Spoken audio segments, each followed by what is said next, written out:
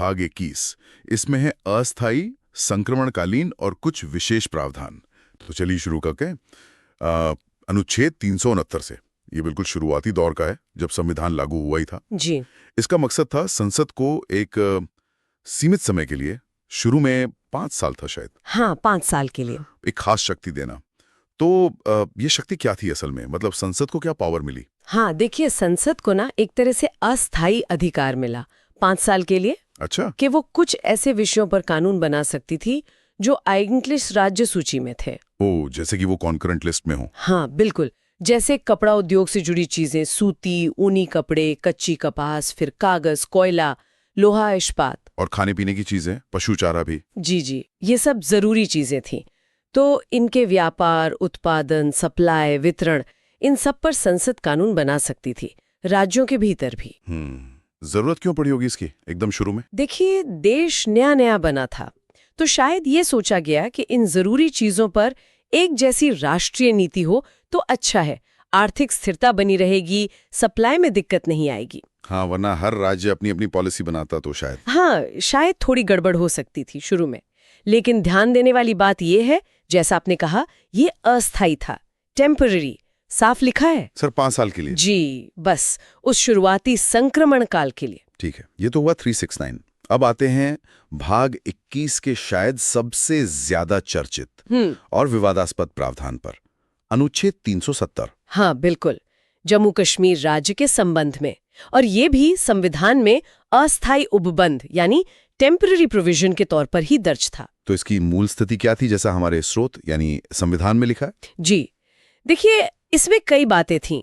पहली तो ये कि अनुच्छेद 238 जो पहले भाग बी राज्यों के लिए था, वो जम्मू कश्मीर पर लागू नहीं होता था। ओके।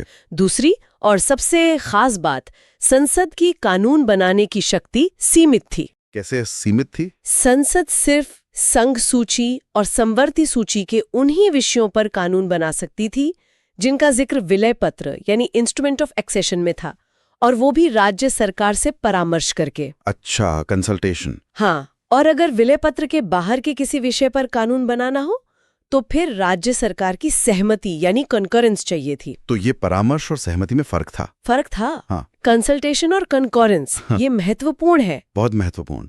सहमति मतलब राज्य सरकार की हाँ जरूरी थी, परामर्श में सिर्फ पूछना था। ये उस समय के खास राजनीतिक हालात को दिखाता है। बिल्कुल। और कौन से प्रावधान लागू होते थे? अनुच्छेद 1। हाँ, अनुच्छेद 1 जो भारत को राज्यों का संघ कहता है, और खुद अनुच्छेद 370 ये सीधे लागू थे। और बाकी संविधान? बाकी प्रावधान राष्ट्रपति एक आदेश निकालकर लागू कर सकते थे, लेकिन कुछ संशोधनों या अपवादों के साथ, एक्सेप्शंस एंड मॉडिफिकेशंस। और इसके लिए भी मामले के हिसाब से राज्य सरकार से परामर्श या सहमति लेनी पड़ती थी। अच्छा, इसमें एक और बात थी ना कि अगर सहमति राज्य की संविधान सभा बनने से पहले ली गई हो तो? हाँ, तो उसे बाद में उस संविधान सभा से रैटिफाई मतलब पुष्टि करवानी पड़ती थी। और अनुच्छेद 370 का खंड 3 क्या कहता था? खंड 3 राष्ट्रपति को ये शक्ति देता था कि वो एक पब्लिक नोटिफिकेशन से घोषणा कर सकते थे कि ये अनुच्छेद मतलब 370 अब लागू नहीं रहेगा या कुछ बदलावों के साथ लागू रहेगा। लेकिन इसमें एक शर्त थी। हाँ, शर्त ये थी कि ऐसा करने के लिए राज्य की संविधान सभा की सिफारिश, रिकमेंडेशन जरूरी थी। ओके, अब यहाँ पर एक बड़ा अपडेट है जिसका जिक्र हमारे स्रोत के फुटनोट में है। 2019 में क्या हुआ? जी, फुटनोट के अनुसार 2019 में राष्ट्रपति ने अनुच्छेद 370(1) और 370(3) के तहत मिली शक्तियों का इस्तेमाल किया और 6 अगस्त 2019 से ये घोषणा की कि अनुच्छेद 370 के सभी खंड लागू नहीं रहेंगे।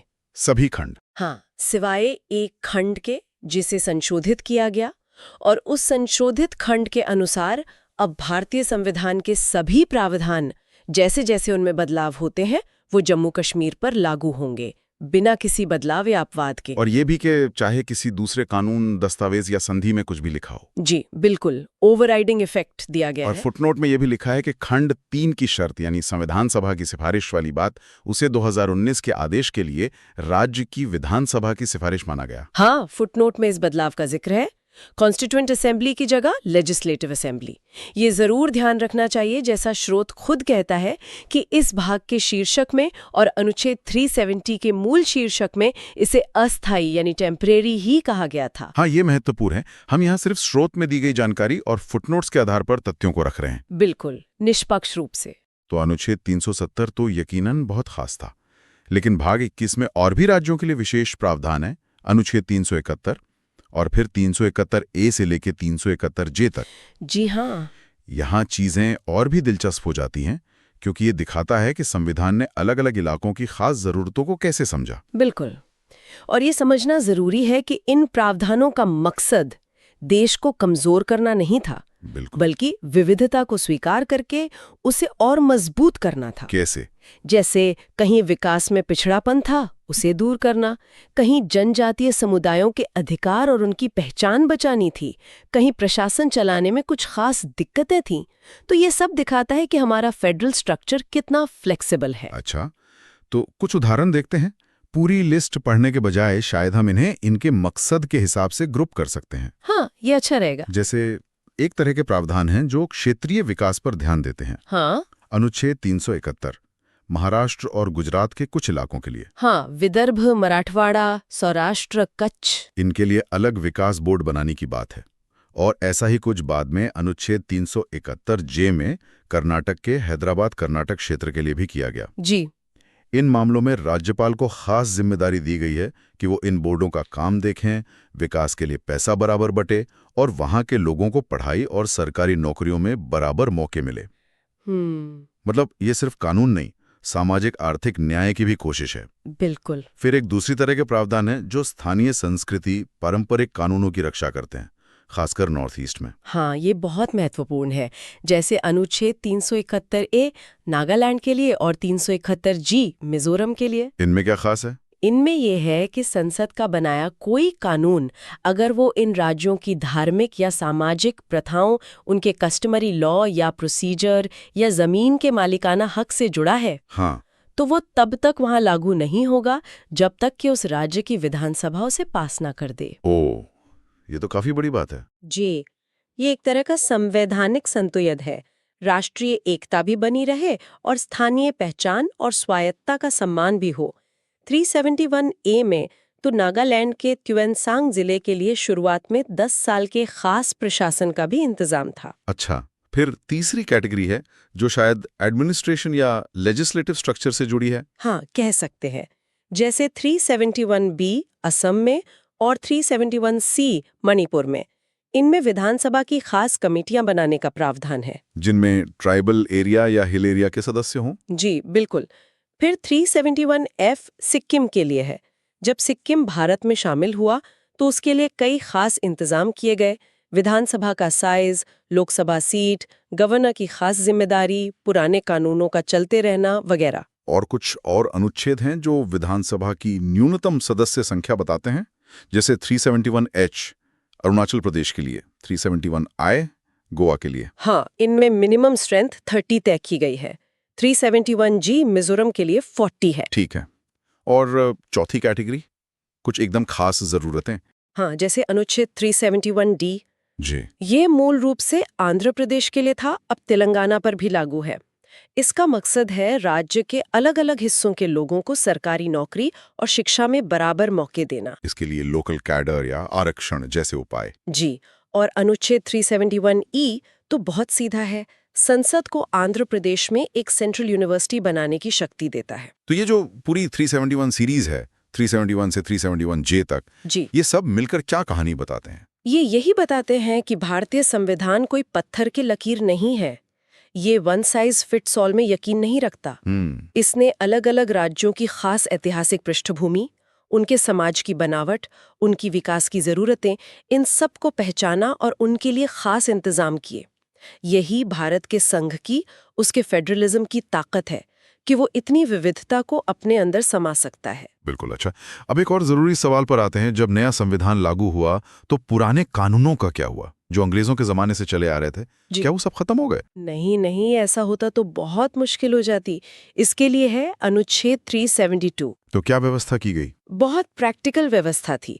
अनुच्छेद 72 ने कहा कि संविधान लागू होने से ठीक पहले जो भी कानून भारत में लागू थे, जिन्हें प्रवृत्त विधि या लॉ इन फोर्स कहा गया, हाँ, वो तब तक लागू रहेंगे जब तक कि कोई सक्षम विधायिका या अथॉरिटी उन्हें बदल या खत्म नहीं कर देती। अच्छा, मतलब निरंतरता बनी रही। कॉन्टिन्यूटी। बिल्कुल। इससे देश में कोई कानूनी शून्य, कोई लीगल वैक्यूम नहीं बना। और इसमें कानूनों को नए संविधान के हिसाब से ढालने की भी कोई बात थी? एडेप्टेशन। हाँ, वो भी था। अनुच्छेद 72 के खंड 2 ने और बाद में जोड़े गए अनुच्छेद 372A ने राष्ट्रपति को ये शक्ति दी कि वो आदेश निकालकर इन पुराने कानूनों में जरूरी बदलाव कर सकें ताकि वो नए संविधान के प्रावधानों से मेल खाएं। ये शक्ति शुरू में भी दी गई और फिर 1956 में राज्यों के पुनर्गठन के बाद भी। जी हाँ, ये दिखाता है कि सिर्फ कानून जारी रखना काफी नहीं था, उन्हें नई व्यवस्था के हिसाब से अडेप्ट करना भी जरूरी था। ठीक है। अब भाग 21 में कुछ और भी अनुच्छेद थे जो इस परिवर्तन को आसान बनाने के लिए थे। शायद हम उनकी पूरी लिस्ट ना देखें, पर उनका मकसद समझ लें। हाँ, ज्यादातर का मकसद प्रशासन और न्यायपालिका की निरंतरता, कंटिन्यूटी बनाए रखना था। जैसे अनुच्छेद 374 ने तय किया कि पुराने फेडरल कोर्ट के जज और मामले नए सुप्रीम कोर्ट में कैसे आए।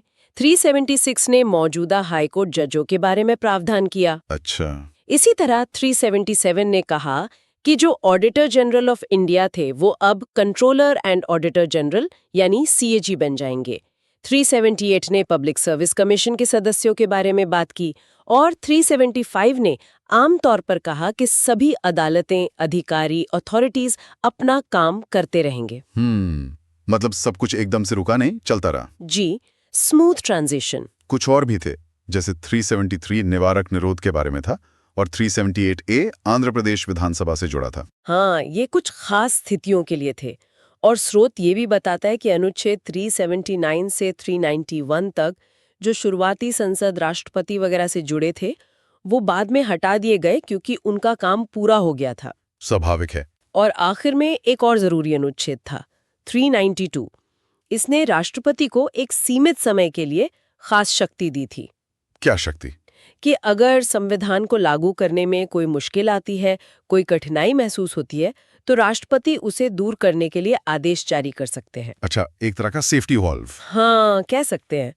तो ये सारे प्रावधान 373 से लेकर 392 तक, ये सब मिलकर दिखाते हैं कि संविधान बनाने वाले कितने प्रैक्टिकल और दूरदर्शी थे। उन्होंने सिर्फ एक नया ढांचा नहीं बनाया, बल्कि पुराने से नए में जाने की पूरी प्रक्रिया को बहुत ध्यान से प्लान किया, ताकि देश का काम बिना रुके आराम से चलता रहे। जी, ये सिर्फ कानूनी बदलाव नहीं था, ये एक बहुत बड़ा प्रशासनिक और संस्थागत बदलाव था। बिल्कुल। तो आज हमने संविधान के भाग 21 को समझने की कोशिश की। इसमें हमने देखा कि कैसे संसद को शुरू में कुछ अस्थायी शक्तियां दी गईं, फिर जम्मू कश्मीर और कई दूसरे राज्यों के लिए उनकी खास परिस्थितियों के हिसाब से विशेष प्रावधान बने। हाँ, फिर हमने देखा कि पुराने कानूनों को कैसे जारी रखा गया और नए संविधान के अनुकूल बनाया गया, और आखिर में कैसे प्रशासन और न्यायपालिका का काम बिना बाधा के चलता रहा। जी। तो साफ है कि भाग 21 संविधान की व्यावहारिकता और उसके लचीलेपन का एक बहुत ही अच्छा उदाहरण है। बिल्कुल। और इस पूरी बातचीत से एक बात और उभर कर आती है जो सीधे इस स्रोत यानी संविधान के पाठ से ही जुड़ी है। क्या? कि संविधान बनाने वालों ने सिर्फ एक मजबूत स्थायी ढांचा ही नहीं बनाया, बल्कि उन्होंने ये भी माना कि भविष्य में हालात बदल सकते हैं। भारत इतना विविध है कि हर क्षेत्र की जरूरतें अलग हो सकती हैं। हाँ। तो ये जो अस्थायी, संक्रमणकालीन और विशेष प्रावधान उन्होंने शामिल किए, उससे उन्होंने संविधान में जरूरत के हिसाब से ढलने की गुंजाइश रखी, अडेप्टेबिलिटी। तो ये हमें संविधान के स्वभाव के बारे में क्या बताता है? शायद यही कि एक मजबूत नींव भी लचीली हो सकती है। स्थायी सिद्धांत अपनी जगह है, लेकिन खास हालात के लिए भी जगह बनाई जा सकती है। ये सोचने वाली बात है। हाँ, श्रोता इस पर विचार कर सकते हैं कि कोई संविधान एक ही समय में स्थायी भी कैसे हो सकता है और जरूरत पड़ने पर अनुकूलनीय, अडेप्टेबल भी कैसे हो सकता है। ये संविधान की एक खास खूबी है।